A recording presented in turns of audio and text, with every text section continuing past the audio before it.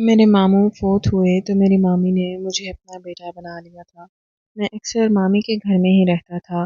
مامی میری ہر بات مانتی تھی، مگر خاندان میں یہ بات مشہور ہو گئی کہ میرا اپنی مامی کے ساتھ کوئی غلط قسم کا رشتہ بن گیا ہے۔ دراصل میری مامی کا کردار ٹھیک نہیں تھا۔ وہ کوئی بھی خوبصورت لڑکا دیکھتی تو اس کے ساتھ تعلق بنانے کی کوشش کرتی تھی۔ اس لیے میں بھی خاندان میں بدنام ہو گیا تھا۔ میرا نام عتیق ہے۔ ہم لوگ گاؤں میں رہتے تھے۔ میری دو بہنیں تھیں اور دونوں کی شادی ہو چکی تھی۔ بڑی بہن کی شادی میری تائی اماں کے گھر ہوئی تھی، جبکہ چھوٹی بہن نے اپنی پسند سے شہر کے ایک لڑکے سے شادی کی تھی اور شہر جا بسی تھی، جبکہ میں اپنے ماں باپ کے ساتھ اپنے گاؤں میں ہی رہتا تھا اور میرے ابو کا انتقال ہو چکا تھا۔ گاؤں میں میری ایک مامی بھی رہتی تھی جن کا شوہر حیات نہیں تھا، اور ان کا ایک ہی بیٹا تھا جو بہت عجیب سا تھا، مطلب وہ اپنی ہی دنیا میں رہنے والا لڑکا تھا۔ اس کا نام منیر تھا۔ وہ عمر میں مجھ سے 1 سال چھوٹا تھا۔ ایک روز میں اپنی مامی کے گھر گیا ہوا تھا اور واپس آیا تو میری ماں نے کہا کہ کھانا لگا دوں، تو میں نے کہا کہ نہیں، مامی نے اتنا مزیدار کھانا بنایا تھا، میں نے تو وہیں بیٹھ کر کھانا کھا لیا تھا، اس لیے اب بھوک نہیں ہے۔ میری بات سن کر ماں کا موڈ خراب ہو گیا اور وہ بولی کہ میں نے کتنی دفعہ منع کیا ہے کہ اس عورت کے گھر نہ جایا کر۔ میں نے کہا کہ کیوں؟ ان کے گھر جاؤں گا تو کیا ہو جائے گا؟ آخر وہ میری سگی مامی ہے۔ تو میری بات پر میری ماں نے کہا کہ تیرا ماموں اب اس دنیا میں نہیں ہے اور وہ عورت کردار کی اچھی نہیں ہے، ہمارا اس کے ساتھ اتنا گھلنا ملنا اچھا نہیں ہے۔ اگر تیرا ماموں زندہ ہوتا تو پھر اور بات تھی۔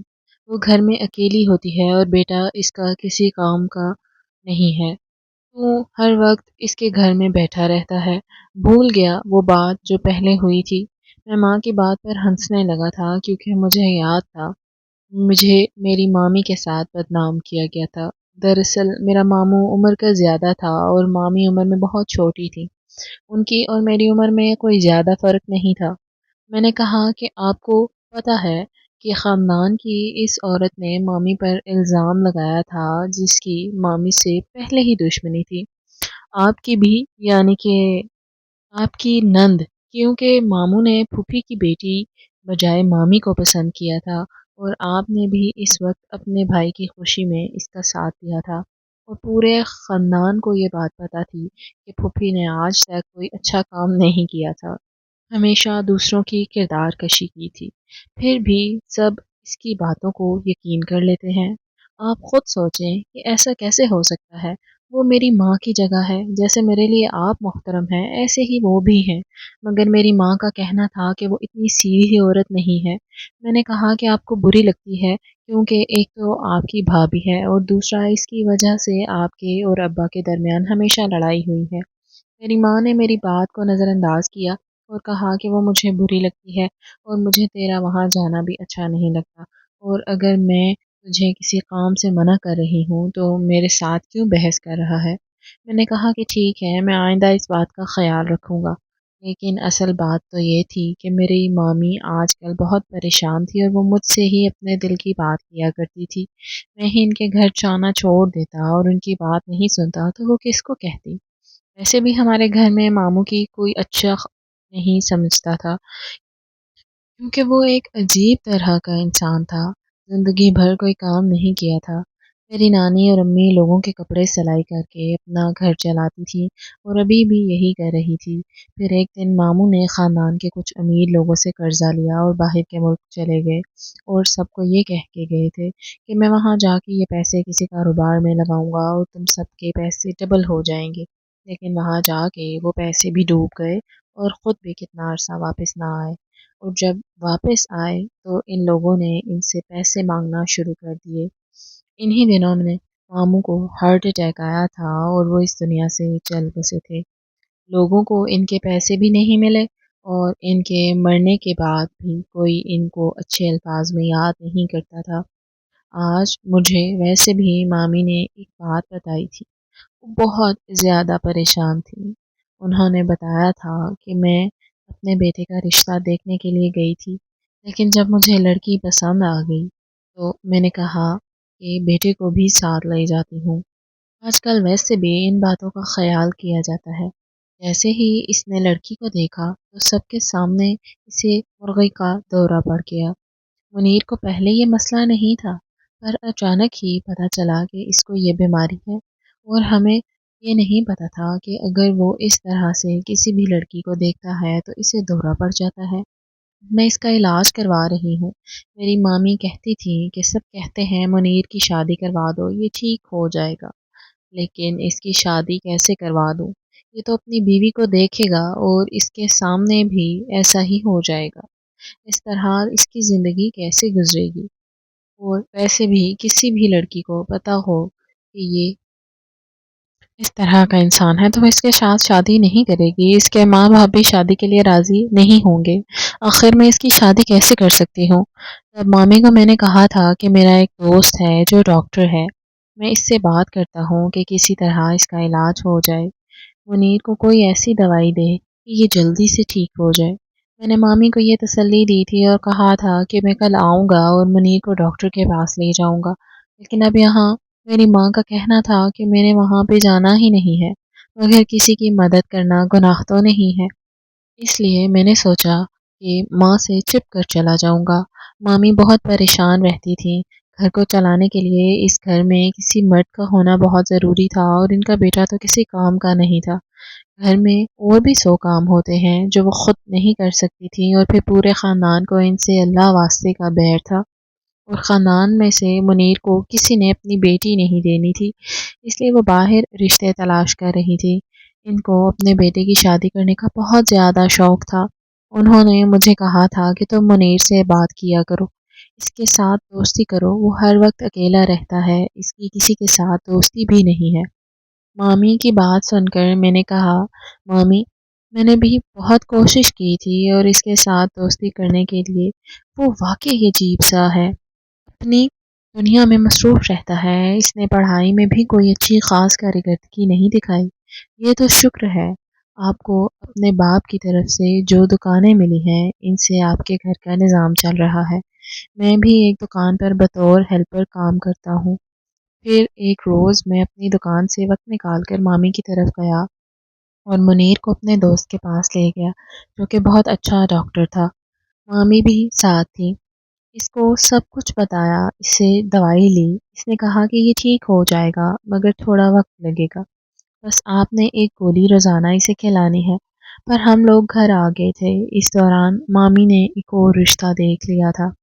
میں نے کہا کہ تھوڑا صبر کریں، آپ کے بیٹے کو تھوڑا ٹھیک ہونے دیں، پر ان کا کہنا تھا کہ مجھ سے انتظار نہیں ہوتا، میری طبیعت کا بھی آج کل کچھ خاص پتہ نہیں چلتا، اگر مجھے کچھ ہو گیا تو اس کا کیا بنے گا، اس کا خیال رکھنے والا بھی تو کوئی ہے نا وہ، اس لیے میں کہتی ہوں کہ جلدی سے اس کی شادی ہو جائے، اور کیا پتہ شادی کے بعد ہی ٹھیک ہی ہو جائے۔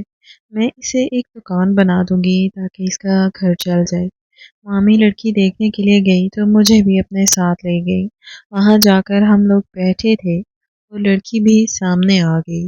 پہلے تو منیر کو کچھ بھی نہیں ہوا، ہم نے سوچا کہ شاید واقعی دوائی نے اثر کر دیا ہے، لیکن تھوڑی دیر گزری تھی کہ اچانک سے اس کی حالت بگڑنے لگی تھی، اور وہ سب لوگ بھی حیران ہو گئے تھے اور لڑکی بھی وہاں سے ڈر کے بھاگ گئی۔ پھر انہوں نے کہا کہ آپ اپنے بیمار بیٹے کی شادی کروانا چاہتی ہیں؟ آپ بھی ان عورتوں میں سے ہیں جو یہ سمجھتے ہیں کہ شادی کے بعد سب کچھ ٹھیک ہو جائے گا، مگر یہ غلط بات ہے۔ پہلے آپ اس کا علاج کروائیں، اس کے بعد اس کی شادی کرنے کے بارے میں سوچیں۔ وہ لوگ تو بدتمیزی پر ہی اتر آئے تھے۔ مجھے ان پر غصہ آ گیا اور میں نے ان سے کہا کہ آپ یہ بات آرام سے بھی کر سکتے ہیں، ہم لوگ رشتہ دیکھنے آئے تھے، آپ کی بیٹی کو اٹھانے کے لیے نہیں آئے تھے، ہم بھی عزت دار لوگ ہیں۔ میری مامی نے مجھے کہا کہ غصہ نہیں کرو، اور ہم لوگ وہاں سے واپس آ گئے۔ مامی کو ان کے گھر چھوڑ کر میں واپس گھر آیا تو امی بہت زیادہ پریشان بیٹھی تھی۔ انہوں نے مجھ سے پوچھا کہ کہاں گئے تھے؟ میں نے جھوٹ بول دیا اور کہا کہ دوست کی شادی میں گیا تھا۔ پھر میں نے اپنی امی سے پوچھا کہ آپ کیوں پریشان بیٹھی ہیں؟ تو انہوں نے بتایا کہ تمہاری بہن روبینہ، جس کی شادی شہر میں کی ہے، بس اسی کی وجہ سے پریشان ہوں، پتہ نہیں کیسے لوگوں میں چلی گئی ہے، وہ اسے آنے نہیں دیتے، جب سے شادی ہوئی ہے یہ صرف ایک ہی دفعہ آئی ہے، اور ہمیں بھی وہاں جانے سے منع کیا ہوا ہے۔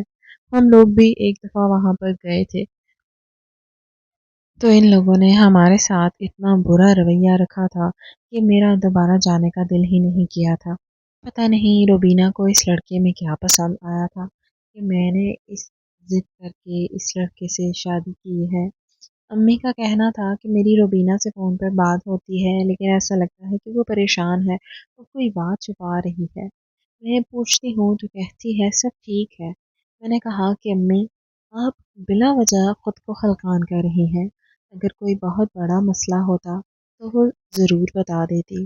बाकी घर में लड़ाई झगड़े होते रहते हैं, और फिर रुबीना ने शादी भी तो अपनी मर्ज़ी से की है। हमें तो वो शख्स बिल्कुल भी पसंद नहीं था। मेरी माँ का कहना था कि इसीलिए तो वो मैं परेशान रहती हूँ। पसंद की शादियाँ कामयाब नहीं होती।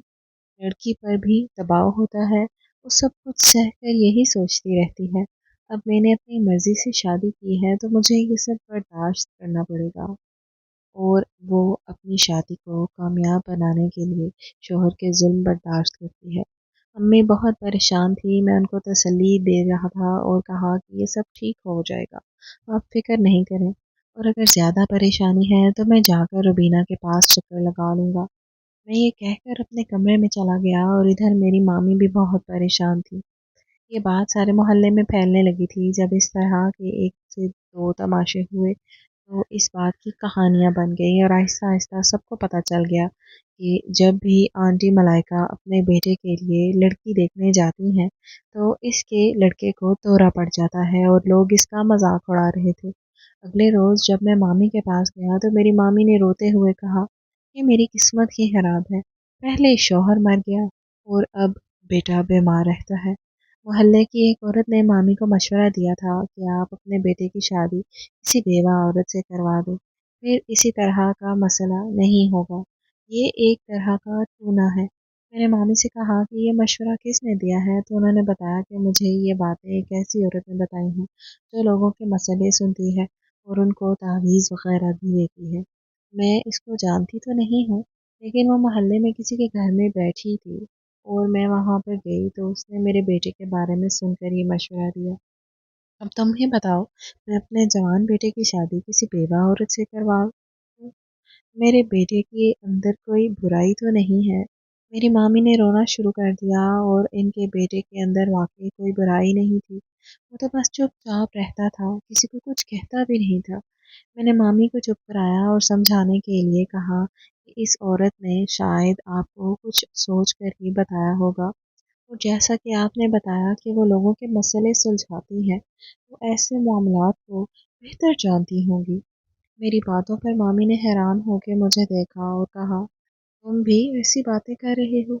मैंने कहा कि अगर आप किसी ऐसी लड़की से मुनीर की शादी करवा दें जिसका शौहर इस दुनिया से जा चुका हो और इसे भी किसी शादी करने की ज़रूरत हो, तो वो ज़रूर मुनीर से शादी के लिए हामी भर लेगी और समझौता कर लेगी, क्योंकि इस माशरे में लड़की अगर बेवा हो जाए तो बस बाकी की ज़िंदगी ऐसे ही गुजार दी जाती है। और वैसे इसकी शादी हो गई तो कौन सा हर दिन मुनीर को दौरे पड़ेंगे। मामी सब कुछ ठीक हो जाएगा। बहुत से मर्द बीमार भी तो हैं। कोई दिल का मरीज होता है, किसी की टांग में नुक्स होता है, और किसी को कोई और बड़ी बीमारी होती है। तो क्या इनके साथ इनकी बीवियां गुजारा नहीं करती? ये भी तो एक बीमारी है। अगर आप इसका इलाज करवाएंगी तो इंशाल्लाह मुनीर भी ठीक हो जाएगा। अगर आप किसी ऐसी लड़की से अपने बेटे की शादी करवा दें तो वो इसका ख्याल भी रखेगी और आपके घर को भी संभालेगी। मेरी मामी ने मुझे हैरान होकर देखा। उन्होंने कहा कि क्या तुम अपने लिए ऐसी औरत को पसंद करते हो? मैंने कहा कि देखें, मैं अपनी बात नहीं कर रहा हूँ। मामी ने कहा कि हाँ, तुम बिल्कुल ठीक हो। मैंने कहा कि आप भी ज़माने की ज़ुबान बोल रही हैं। आप भी इन औरतों में से हैं जो किसी भी औरत को अच्छा नहीं समझती। अभी आपने कहा कि मेरे बेटे को बीमारी है, तो इसका क्या कसूर है? अगर इसी तरह किसी औरत का शौहर मर जाता है तो इसमें इस औरत का क्या कसूर है? इसको इस बात की सज़ा क्यों मिलती है? मेरी मामी लाजवाब हो गई और उन्होंने कहा कि बात तो तुम्हारी ठीक है। फिर मामी कहने लगी, खैर, मैं कुछ दिनों के लिए अपने भाई के घर शहर जाना चाहती हूँ। मुनीर को भी साथ लेके जा रही हूँ। वहाँ जाकर सोचूंगी कि क्या मुझे ये करना चाहिए। उन्होंने कहा कि तुम अपना बहुत ख्याल रखना।